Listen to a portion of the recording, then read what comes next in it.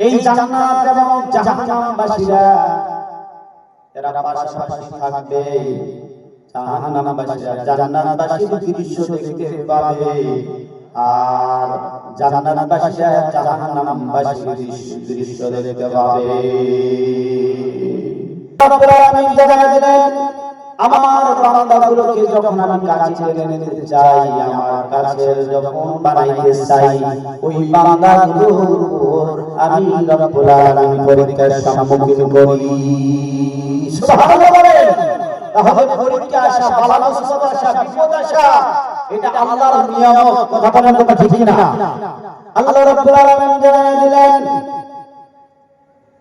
এই বান্দাকে ওয়ালামু আন্নাকুম বিশাইইন মিনাল খাউফি ওয়াল জু'i ওয়া নাকসিন মিনাল আমওয়ালি ওয়াল আনফুসি ওয়াস সামারাত ওয়া বাশশিরিস সাবিরিন।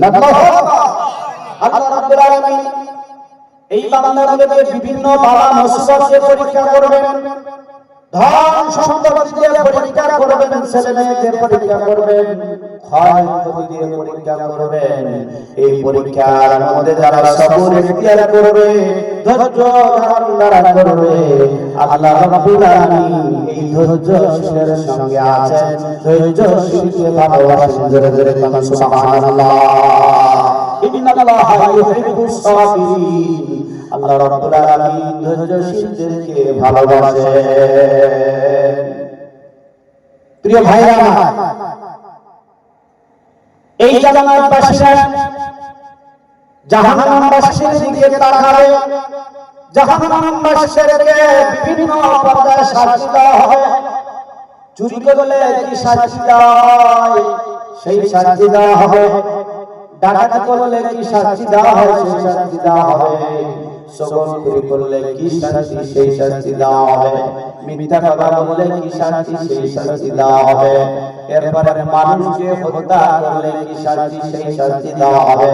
আয়না ঘর তৈরি করে মানুষকে কঙ্কাল করে মারলে কি শাস্তি, সেই শাস্তি দেওয়া হবে। জুলুম করে, অন্যায় অত্যাচার নির্যাতন করে বিনা দোষে মামলা দিলে কি শাস্তি, সেই শাস্তি দেওয়া হবে। শুধু তাই নয়, মানুষকে অন্যায় ভাবে খুন করলে কি শাস্তি, সেই শাস্তি দেওয়া হবে। খুন করলে কি শাস্তি, সেই শাস্তি দেওয়া হবে। পর্যায়ক্রমে জাহান্নামবাসীদেরকে, এই অত্যাচারিত খারাপ মানুষগুলোকে জাহান্নামের মধ্যে শাস্তি দেওয়া হবে।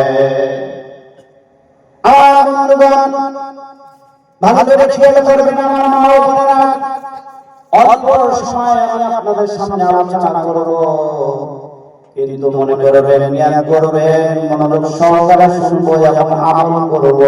আল্লাহ পাক বক্তা এবং শ্রোতা সবাইকে আমল করার তৌফিক দান করুন। সকলে বলি আল্লাহুম্মা আমিন।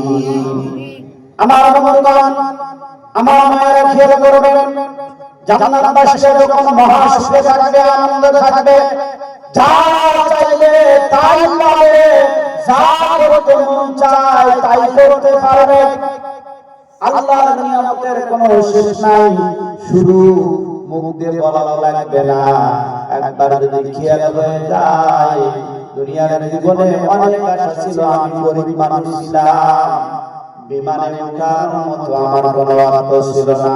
আল্লাহ, আমার মনটা চায় একটু বিমানে উঠবো।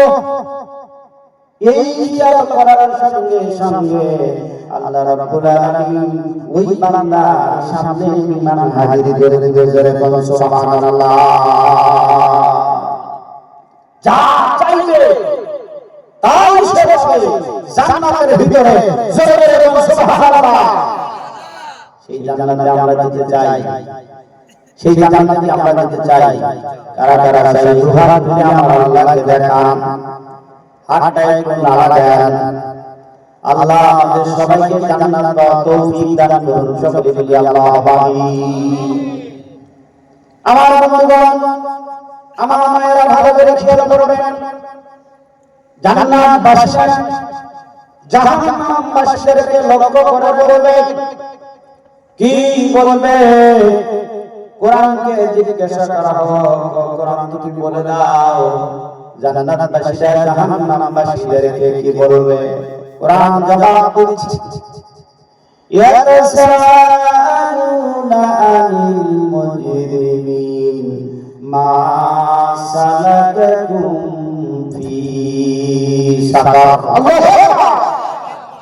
জাহান্নামবাসীরা বলবে, হে জাহান্নামবাসীরা, দুনিয়ার জীবনে তোমরা কি এমন অপরাধ করেছো, কি এমন গুনাহের কাজ করেছো যার কারণে আল্লাহ রাব্বুল আলামিন তোমাদের উপর গোসা হইয়া তোমাদেরকে জাহান্নামের মধ্যে নিক্ষেপ করেছে? কি এমন অপরাধ করেছো, কি এমন গুনাহের কাজ করেছো যার কারণে আল্লাহ পাক তোমাদেরকে সাকার নামক স্থানে নিক্ষেপ করেছে?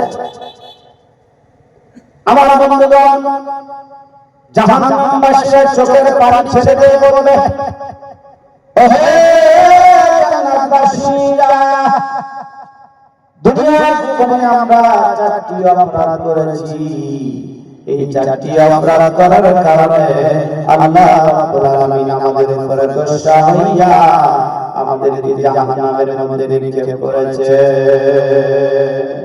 কয়টি অপরাধ? কথা বলেন না, কয়টি অপরাধ? চারটি অপরাধ। দুনিয়ার জীবনে আমরা চারটি অপরাধ করেছি, এই অপরাধ করার কারণে আল্লাহ পাক আমাদেরকে জাহান্নামের মধ্যে নিক্ষেপ করেছে।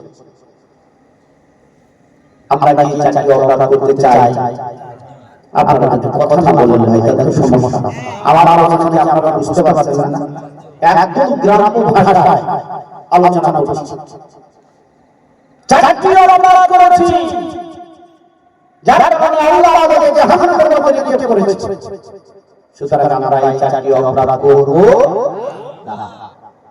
ওরা ভুল করেছে, আমরা ভুল করব না। ওরা চারটি আমল ছেড়ে দিয়েছে আর আমরা চারটি আমল করব, আমরা কখনো ছেড়ে দিব না। এই চারের সংখ্যা অনেক। আমার বন্ধুগণ, আল্লাহ রাব্বুল আলামিনের কালামুল্লাহ শরীফ থেকে যদি রাষ্ট্র পরিচালনা করতে চায়, পারিবারিক থেকে শুরু করে রাষ্ট্রীয় পর্যায়ে কোরআনের বিধান যদি চালু করতে চায়, জাহান্নামবাসীদেরকে আল্লাহ পাক সব কিছু দিবেন, জাহান্নামবাসীদেরকে শাস্তি দেওয়া হবে। এরপরে বলা হলো, আল্লাহর কোন গোলাম যদি সংসদে বিল পাস করতে চায়, কোরআন দিয়ে যদি সমাজ কায়েম করতে চায়, রাষ্ট্র পরিচালনা করতে চায়, তাহলে সর্বপ্রথম তাকে আগে চারটি বিল পাস করতে হবে। সুবহানাল্লাহ বলেন। এরপরে আমরা জানি মুনাফিকের আলামত হলো তিনটি।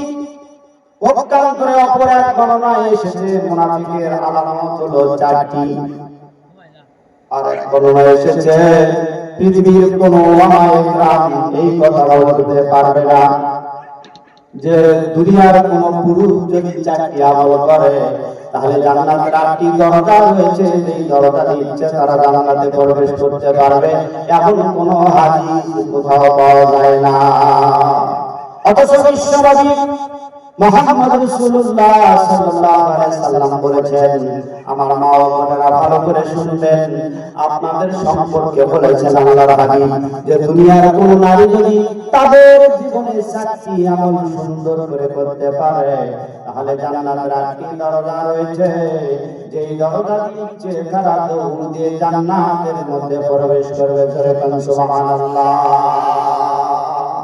সেই নবীর বিরুদ্ধে যদি কেউ স্লোগান দেয়, সেই নবী কি সুপারিশ করবে কখনো? কোন নারী যদি আল্লাহর নবীর বিরুদ্ধে স্লোগান দেয় তাহলে কি আল্লাহর হাবিব তাকে কোনদিন সুপারিশ করবে? বলেন করবে? এই পৃথিবীতে 1,24,000 মতান্তরে 2,24,000 নবী এবং রাসূল এসেছেন। এদের মধ্যে থেকে সর্বশ্রেষ্ঠ নবী হলো আপনার আমার নবী, বিশ্ব নবী মুহাম্মদ রাসূলুল্লাহ সাল্লাল্লাহু। যেই নবীর সুপারিশ ছাড়া আল্লাহর কোন গোলাম জান্নাতে যেতে পারবে না। আল্লাহর নবী গো, আপনি নবী আমার নয়নের মনি বলেন দয়ার নবী নবী গো আপনি নবী আমার নয়নের মনি কথা ঠিক না আমার অনুদান বলছিলাম এই চারটি দেব অনেক সংখ্যা রয়েছে অনেক আলোচনা রয়েছে লম্বা করব না ওই জাহান্নামবাসীরা বলবে দুনিয়ার জীবনে আমরা চারটি অপরাধ করেছি এই অপরাধ করার কারণে আল্লাহ রাব্বুল আলামিন আমাদের উপর গোসা হইয়া আমাদেরকে জাহান্নামের মধ্যে নিক্ষেপ করেছেন তার মধ্যে এক নম্বর আমল হলো ওই জাহান্নামবাসীরা চোখের পানি ছেড়ে দেবে বলবে ক্বালু লাম নাকু মিনাল মুসাল্লিন জাহান্নামবাসীরা বলবে ওই জাহান্নামবাসীরা দুনিয়ার জীবনে আমরা মুসল্লিদের অন্তর্ভুক্ত ছিলাম না দুনিয়ার জীবনে আমরা নামাজি ছিলাম না দুনিয়ার জীবনে আমরা নামাজ আদায় করি নাই নামাজ না পড়ার কারণে মসজিদে না যাওয়ার কারণে ওই নামাজি ব্যক্তিগুলোর সঙ্গে দলভুক্ত না হওয়ার কারণে আল্লাহ রাব্বুল আলামিন আমাদের উপর গোসা হইয়া আমাদেরকে জাহান্নামের মধ্যে নিক্ষেপ করেছে জাহান্নামবাসীদের এক নম্বর অপরাধ কি বলেন তারা দুনিয়ার জীবনে নামাজ আদায় করে না নামাজ তারা পড়ে না এটা হলো এক নম্বর অপরাধ এখন এই নামাজ সম্পর্কে যদি আলোচনা করা যায় সারা রাত ধরে যদি উলামায়ে কেরাম আলোচনা করেন এরপর কি আলোচনা শেষ করা সম্ভব হবে হুজুর ঘুমাচ্ছেন নাকি সম্ভব হবে হবে না আমি সারা রাত ধরে আলোচনা করব না অল্প কিছুটা আসবে পড়ে না নামাজের কালাম কি করে দিব সালাম পড়ে না নামাজের কালাম কি করে দিব সালাম নামাজে পড়ো রোজা রাখো তবে পাবে সালাম ও পড়ে না নামাজ কালাম ঠিক না আমার বন্ধুগণ এই যে মাসের পরের যে মাসটা আসছে এই মাসটা হলো রজব মাস এই রজব মাসে ঐতিহাসিক একটা ঘটনা ঘটে গেছে আপনারা কি জানেন রজব মাসে কি হয়েছে ঐতিহাসিক ঘটনা বলেন দেখি শবে মেরাজ আলহামদুলিল্লাহ বলেন বক্তা যদি আমার সামনে না থাকে তাহলে তো অবস্থা খারাপ শবে মেরাজ ঐতিহাসিক ঘটনা যেই শবে মেরাজে যেই শবে মেরাজ থেকে 5 ওয়াক্ত নামাজ ফরজ করা হয়েছে সুবহানাল্লাহ বলেন আমার মা বোনেরা খেয়াল করবেন বিশ্বনবী আপনাদের জন্য স্পেশাল হাদিস বর্ণনা করেছেন আপনাদের আমল হলো চারটা তার মধ্যে এক নম্বর আমল হলো নামাজ সুবহানাল্লাহ বলেন ইসলামের স্তম্ভ হলো 5টি তার মধ্যে সবচেয়ে অত্যন্ত গুরুত্বপূর্ণ বিষয় হলো স্তম্ভ হলো নামাজ জোরে কোন সুবহানাল্লাহ আমার বন্ধুগণ আল্লাহ রাব্বুল আলামিন তার হাবিবকে ডাক দিলেন 1,24,000 মত করে 2,24,000 নবী রাসূল এসেছেন কাউকে আল্লাহ রাব্বুল আলামিন তার আরশে মহল্লায় ডাক দেন নাই একমাত্র কেবলমাত্র আপনার আমার নবী জনাব মুহাম্মদ রাসূলুল্লাহ সাল্লাল্লাহু আলাইহি সাল্লামকে আল্লাহ রাব্বুল আলামিন তার আরশে মহল্লায় ডাক দিয়েছেন জোরে জোরে বলুন সুবহানাল্লাহ এটা তো আমাদের গর্ব আমাদের নবীকে আল্লাহ ডাক দিয়েছেন অন্য কোন নবী রাসূলকে ডাকেন নাই আমার বন্ধুগণ আল্লাহ রাব্বুল আলামিন হাবিবকে ডাক দিলেন সুবহানাল্লাযী ইয়াসরা বিআবদি লাইলাম মিনাল মাসজিদিল হারাম ইলাল মাসজিদিল আকসা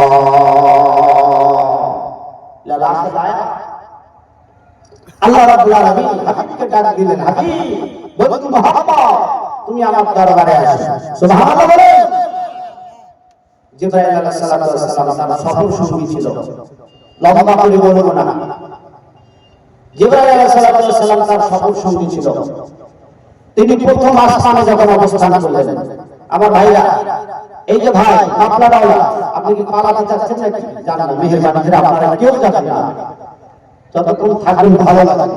দুই এক যদি ঘুরে যান তাহলে তো মন খারাপ হয়ে যাবে। আমার আলোচনা কি আপনারা বুঝতে পারতেছেন? জোরে একটু বলেন তো, বুঝে যায়? আমার বন্ধু মজার কাহিনী, সুন্দর কাহিনী, তাক লাগায় শুনেন, অন্যদিকে খেয়াল করবেন না। মুহাম্মদ সাল্লাল্লাহু আলাইহি ওয়াসাল্লামের সফর সঙ্গী ছিল হযরত ইব্রাহিম। জিবরাইল আলাইহিস সালামকে নিয়ে আল্লাহর হাবিব সফর শুরু করে দিলেন। প্রথম আসমানে অবস্থান করলেন। খেয়াল করবেন, প্রথম আসমানে ঢোকার পর ওই আসমানের ফেরেশতা দরজা খুলে দিলেন। দেওয়ার পর বিশ্ব নবী দেখতে পাইলেন বিরাট বড় একটা মরু। সুবহানাল্লাহ বলেন, বিরাট একটা মরু। কি সুন্দর নূরের চেহারা, লাল টকটকে, এত সুন্দর চমক লাগা, মনে হয় জীবনেও দেখি নাই। আর দেখার তো কথাও না। আল্লাহর হাবিব জিবরাইলকে জিজ্ঞাসা করলেন, ভাই জিবরাইল, এত বড় মুলুক তো আমি জীবনে দেখি নাই। এই মুলুকটাকে আল্লাহ পাক কি উদ্দেশ্যে তৈরি করেছেন? এবার জিবরাইল আলাইহিস সালাম জবাব দিলেন, ইয়া রাসূলুল্লাহ, ইয়া হাবিবাল্লাহ, এইটা মুলুক না, এইটা হলো একজন ফেরেশতা। সুবহানাল্লাহ বলেন। এবার দয়াল নবী জিজ্ঞাসা করলেন, ভাই জিবরাইল, এই ফেরেশতার কাজ কি জন্য আল্লাহ রাব্বুল আলামিন এত সুন্দর করে তারে তৈরি করে রেখেছেন? এবার জিবরাইল আলাইহিস সালাম বললেন, ইয়া রাসূলুল্লাহ, ইয়া হাবিবাল্লাহ, যখন ফজরের নামাজের ওয়াক্ত হয়ে যায়, সুবহে সাদিকের সময় এই আল্লাহ এই তৈরি করা ফেরেশতা চিল্লাইতে থাকে, সুবহান কুদুসুন রব্বানা ওয়া রাব্বুল মালাইকাতি ওয়ার রূহ। প্রথম আসমান থেকে যখন আল্লাহর ফেরেশতা চিল্লাইতে থাকে, চিল্লানোর সঙ্গে সঙ্গে পৃথিবীর সমস্ত রূহগুলো ঘুম ভেঙে যায়। সুবহানাল্লাহ। এই অশোনার পর বাড়িতে যাওয়ার পর দেখলেন আপনার বাড়িতে যদি পালে মুরুগ থাকে, অর্থাৎ বড় বড় যদি মুরুগ থাকে, মুয়াজ্জিন সাহেব গলা ফাটায়া ফাটায়া আযান দিবে। আযান দেওয়ার আগে আপনার বাড়ির পালে মুরুগটা কুকু বলতে থাকে, ঠিক কি না? মুরুগ কি কুকুর কুকু হয়? মুরুগ কি বলে জানেন? সুবহান কুদুসুন রব্বানা ওয়াল মালাইকাতি ওয়ার রূহ। আমরা তো কুকুর কুকু শুনি। আমার ভাইরা, এই মুরুগটা যখন সুবহান কুদুসুন রব্বানা ওয়াল মালাইকাতি ওয়ার রূহ বলার সঙ্গে সঙ্গে পৃথিবীর সমস্ত মুরুগগুলোর ঘুম ভেঙে যায়। সুবহানাল্লাহ বলবেন না? কোথায় প্রথম আসমান আর কোথায় পৃথিবীর সমস্ত মুরুগের ঘুম ভেঙে যায়। আর আমাদের বাড়ির পাশে মসজিদ, মুয়াজ্জিন সাহেব গলা ফাটায়া ফাটায়া সালাতু খায়রুম মিনান নাওম আযান দেয়। চতুর্মুখী আযান শুরু হয়ে গেল, কিন্তু বেনামাজি মুসলমান গোংলা নাচতে নাচতে নাচতে নাচতে ফুটবলের মতো শুয়ে পড়ে। বুঝাই যায় না যে মানুষ ঘুমায় আছে না চতুর্থ ঘুমায় আছে। আমরা কয় নম্বরের মুসলমান খেয়াল করতে হবে। অমুসলিমরা সব করে, রোজা করে, জাকাত করে, 12 মাসের কারণ পূজা করে, কিন্তু ওরা সেজদা দিতে রাজি না। সেবা মুসলিমেরা আমরা জনকল্যাণমূলক কাজ করি, সেবামূলক কাজ করি, মসজিদ করলাম, মাদ্রাসা করলাম, সব কিছু করলাম, বিধবাদের সাহায্য করলাম, এতিমদের সাহায্য করলাম, কিন্তু আল্লাহর হুকুম আদায় করলাম না। কোনো লাভ হবে? কোনো লাভ হবে না, কোনো লাভ হবে না। আইনা পালানোর কোথায়? পালানোর কোনো সুযোগ? নামাজ ছাড়া, বাসার বিকল্প কোনো সুযোগ না। আমার বন্ধুগণ, আমি বলতে চাই, ওই প্রথম আসমানের মুরগের কণ্ঠে কণ্ঠ মিলায় যদি পৃথিবীর সমস্ত গরুগুলো ভেঙে যায়, এদের যদি ঘুম ভেঙে যায়, আমরা কেমন মুসলমান? মুয়াজ্জিন সাহেব গলা ফাটায় ফাটায় আযান দেয়, আর আমরা মুসলমানদের ঘুম ভাঙে না। তোরা কেমন মুসলমান রে ভাই, কেমন মুসলমান? এই বাতাসে দাঁড়ি নাড়ে, লোকে বলে কলমা পড়ে, ঠিক না? বাতাসে দাঁড়ি নাড়ে, লোকে বলে কলমা পড়ে। ও ভাই আমরা সেই মুসলমান, ও ভাই আমরা সেই মুসলমান। আমার বন্ধুরা, এবার আসমান থেকে শুরু করে নিয়ে সপ্তম আসমানে অতিক্রম করলেন। সপ্তম আসমানে অতিক্রম করার পর বিশ্ব নবী দেখতে পাইলেন একজন মুরব্বী, নুরানি চেহারা, এত সুন্দর মানুষ জীবনে তিনি দেখে নাই। আর ওই মানুষটার পিছনে লক্ষ লক্ষ ছোট্ট ছোট্ট বাচ্চা খোদার নামে তাসবিহ পড়ে আর ঘুরে। সুবহানাল্লাহ বলেন। আপনাদের প্রশ্ন জাগে না, এই মানুষটাকে, বাচ্চাগুলোকে? আমার বন্ধুগণ, এবার আল্লাহর হাবিব জিজ্ঞাসা করলেন, ভাই জিবরাইল, এত সুন্দর মানুষটাকে আর পিছনে যে দেখতে পাচ্ছি ছোট ছোট বাচ্চাগুলো, এরা কারা? আমি একটু জানতে চাই। জিবরাইল আলাইহিস সালাম বললেন, ইয়া রাসূলুল্লাহ, ইয়া হাবিবাল্লাহ, যেই মানুষটাকে আপনি দেখতে পাচ্ছেন, এই মানুষটার নাম হলো ইব্রাহিম আলাইহিস সালাম। আল্লাহু আকবার। ইনি হলেন জাতির পিতা। কিসের পিতা? আরো জোরে বলেন, জাতির পিতার নাম কি? এই কথা বলেন না কেন? এই যুবকেরা, যুবকদের তো মাথা নষ্ট করে ফেলেছে ছাত্রছাত্রীদের। জাতির পিতা অমুক বলতে বলতে বলতে ছাত্ররাও পাগলা হয়ে গেল, শিক্ষকরাও পাগলা হয়ে গেল। জাতির পিতার নাম কি বলেন? আরো জোরে বলেন, ইব্রাহিম। আর আমরা 17 বছর ধরে কি শুনলাম? এই জন্য রংপুরের একটা স্লোগান মনে হয়, দেশটা যখন স্বাধীন হলো স্লোগান আসলো খালি ফেসবুকে, খালি দেখলেই বলা যায় যে জাতির পিতা, বলেন জাতির পিতা ইব্রাহিম। তারপরে কি বলছে? এই যুবকেরা কি দেখে বলে না, জাতির পিতা ইব্রাহিম, বঙ্গবন্ধু ঘোড়ার ডিম, বলেন হ্যাঁ, বলেন জাতির পিতা ইব্রাহিম আর বঙ্গবন্ধু ঘোড়ার ডিম কিনা? ভয় পান, ভয় পান। আল্লাহ পাক বলেছেন,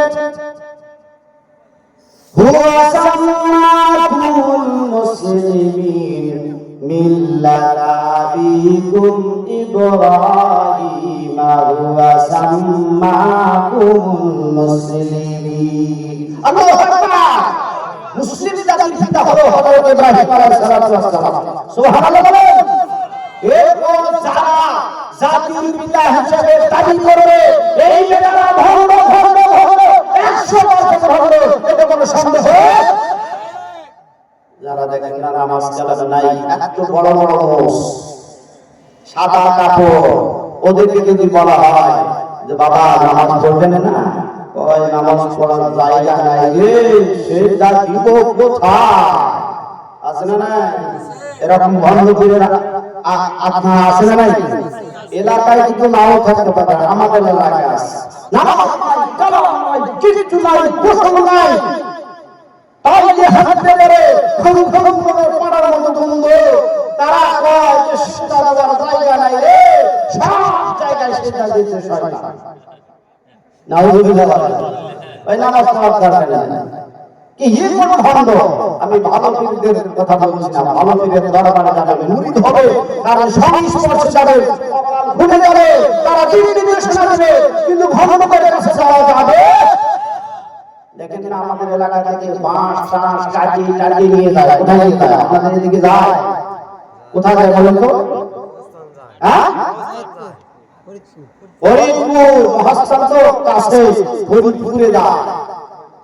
আমাদের কিছু কুলাঙ্গার সন্তান আছে, বাবা মার কোনো সেবা নাই, বাবার দিকে কোনো খেয়াল নাই, ওরা বাবা মা বাদ দিয়ে ভণ্ডদের দ্বারা ওরা যায়, যে ভণ্ডরা সারাদিন মুখ কাটা নেয়, জানে কিনা? ওই বাবা যখন বিড়ি টানে, জানে কিনা? ওই বাবা যখন বিড়ি টানে, এই মনটা আমার কেমন করে, ওর ইচ্ছে করে বাবার মতো মারি বিড়ি টান, বাবারে দেখে আমার গায়ে আসে দরবারে আছে না? কথা বলেন না রে, এরকম ভণ্ড বাবা আছে না? এই সমস্ত ভণ্ড বাবাদের কাছে যাওয়া যায় যায়, হাজিয়া বাবা দেওয়া যায়, মুরগি পোড়াও কিছু দেওয়া নাই, আছে কি? আমরা তাদের কাছে যাই, উল্টা সব উল্টা। বিশ্বনবী বলেছেন, রাস্তায় যখন চলবা রাস্তার ডান দিকে চলো, এটা কোরআনের বিধান, আল্লাহর হাবিব বলেছেন। আর আমাদের দেশের আইন হলো, জালেমদের আইন হলো, মানুষের তৈরি করা আইন হলো, রাস্তায় যখন চলবা রাস্তায় চলার সময় রাস্তার ডান দিক দিয়ে চলো। আমাদের হাজী সাহেব গিয়েছিল, উনি দেখেছেন মক্কা মদিনা যেখানে কোরআন দিয়ে রাষ্ট্র পরিচালনা হয়, কত সুন্দর সিস্টেম আর কত সুন্দর ব্যবস্থাপনা। কোরআনের শাসন যদি চলে আমরা এই দৃশ্য দেখতে পাবো ইনশাআল্লাহ। কিন্তু দরকার হলো কোরআনের শাসন, আইন দরকার। আজকে যদি আইন পাস করা হয় যে দেশের ৯৫% মুসলমান, যাদের এই ১০ বছর হবে বাধ্যতামূলক নামাজ আদায় করতে হবে, তাহলে বক্তাদেরকে, ইমামদেরকে মসজিদে মাহফিলে এই নামাজ পড়া বিষয়ে এত গণনা করা দরকার ছিল না। কথা বলেন, কথা ঠিক কিনা? এমনিতেই নামাজ হয়ে যেত সবাই। কিন্তু দুটো কথাটা হলো সত্য, আইন পাস হচ্ছে না, ক্ষমতা দরকার, কোরআনের আইন পাস করা দরকার, তাহলে কিন্তু শান্তি আসবে। আবার আমরা বলছিলাম, ওই যে বলছিলাম জিবরাইল আলাইহিস সালাম বলছেন, ইয়া রাসূলুল্লাহ, ইয়া হাবিবাল্লাহ, এই মানুষটা হলো জাতির পিতা হযরত ইব্রাহিম আলাইহিস সালাম। আর পিছনে যে বাচ্চাগুলো আপনি দেখতে পাচ্ছেন, এই বাচ্চাগুলো দুনিয়ার সেই সমস্ত বাচ্চা, যে বাচ্চাগুলো পালক বালিকা হবার পূর্বে ইন্তেকাল করেছে, সমস্ত বাচ্চাগুলো হযরত ইব্রাহিম আলাইহিস সালামের কাছে জমা হবে, খোদার নামে পিতা মাতা হয়ে তিনি তাসবিহ পাঠ করা। সুবহানাল্লাহ। এই জন্য ছোট ছোট আমার মা বোনেরা, আমার বাবা জানেন, ছোট ছোট বাচ্চা যখন মারা যায়, বালের বালিকা হবার পূর্বে যখন মারা যাবে, এদের জন্য হাহাকার করে কান্নাকাটি করা যায় নাই। এরা ভালো জায়গাতে আছে, এরা জান্নাতের মেহমান, এরা ইব্রাহিম আলাইহিস সালামের কাছে জমা আছে। সুবহানাল্লাহ। আল্লাহ নাম আল্লাহ নিয়েছেন, কিছু নাই, দুঃখ করার কোনো কারণ নাই। আপনারা তাদেরকে পাবে, তাদেরকে পাবে, এরা জান্নাতের মেহমান হয়ে আছে। সুবহানাল্লাহ।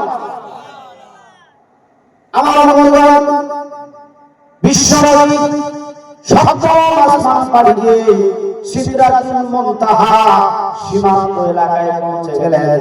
জিবরাইল আলাইহিস সালাম হাবিবকে লক্ষ্য করে বলছি, ইয়া রাসূলুল্লাহ, ইয়া হাবিবাল্লাহ, আমি আর সামনে একটি ধাপ অগ্রসর হতে পারবো না। আমি যদি একটি ধাপ অগ্রসর হয়ে যাই, আল্লাহর নূরের তাজাল্লিতে, আল্লাহর নূরের আলোতে আমি জিবরাইলের সমস্ত পাখাগুলো পুড়ে ছাই হয়ে যাবে। আল্লাহর নূরের তাজাল্লি, তার জ্বলন্ত প্রমাণ হলো, আপনারা জানেন যত নবী এবং রাসূল এসেছেন তাদের মধ্য থেকে হযরত মূসা আলাইহিস সালাম যেদিন এসেছিল, আল্লাহর সাথে তর্ক করত, আল্লাহর সাথে কথা বলতো। একবার বলছে, আল্লাহ আমি তোমারে দেখতে চাই। কই মূসা, তুমি আমাকে দেখে সহ্য করতে পারবা না?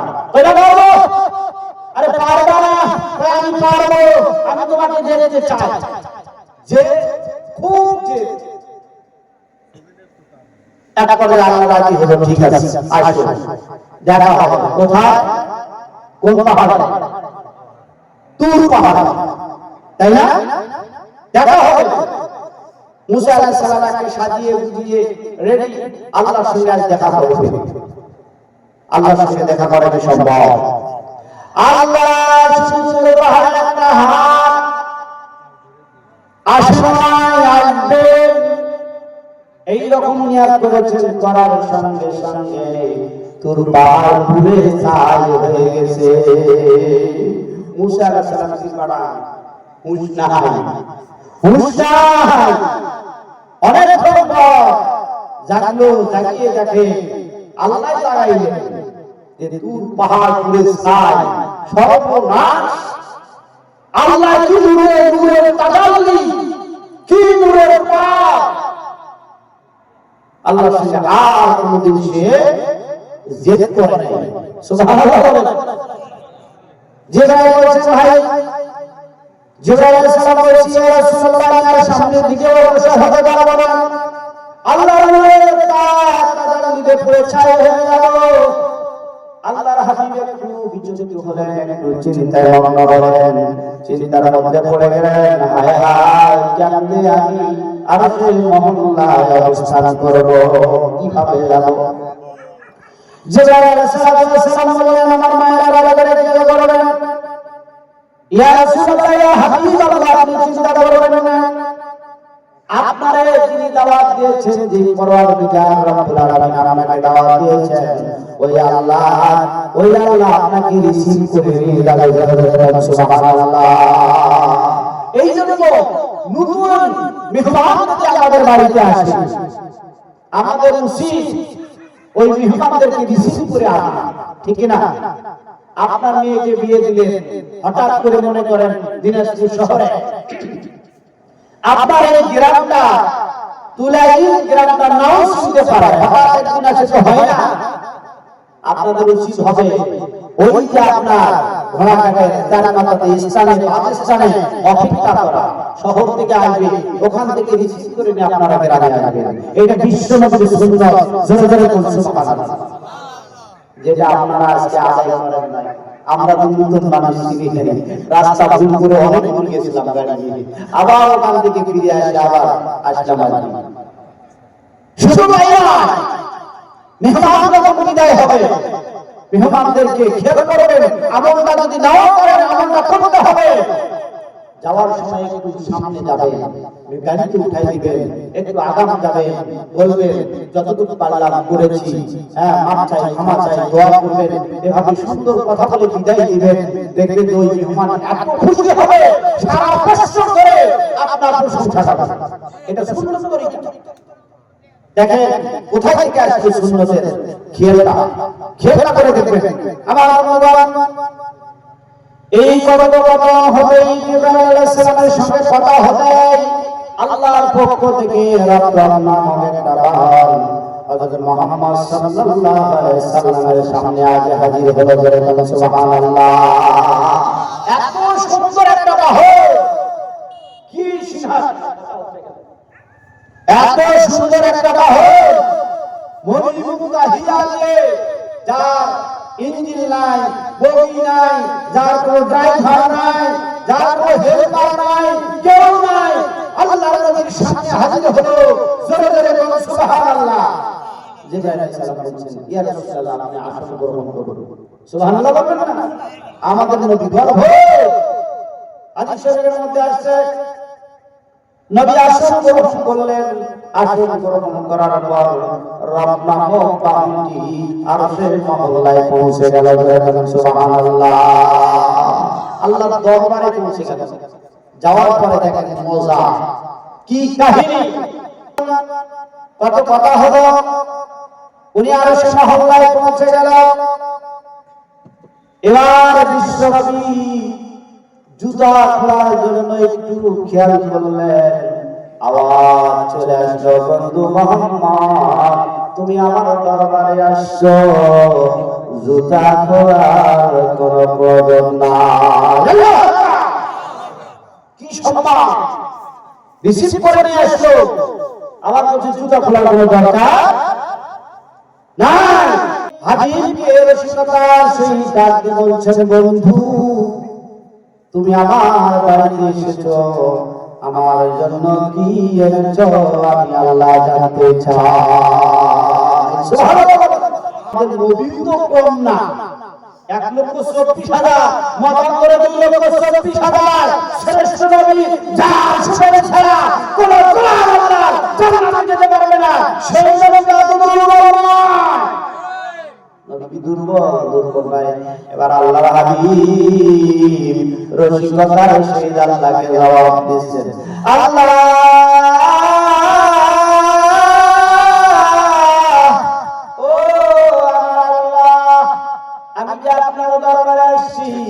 একেবারে খালি হাতে আসি নাই, আপনার দরবারে আমি নিয়ে এসেছি আত্তাহিয়াতু লিল্লাহি ওয়াসসালাওয়াত।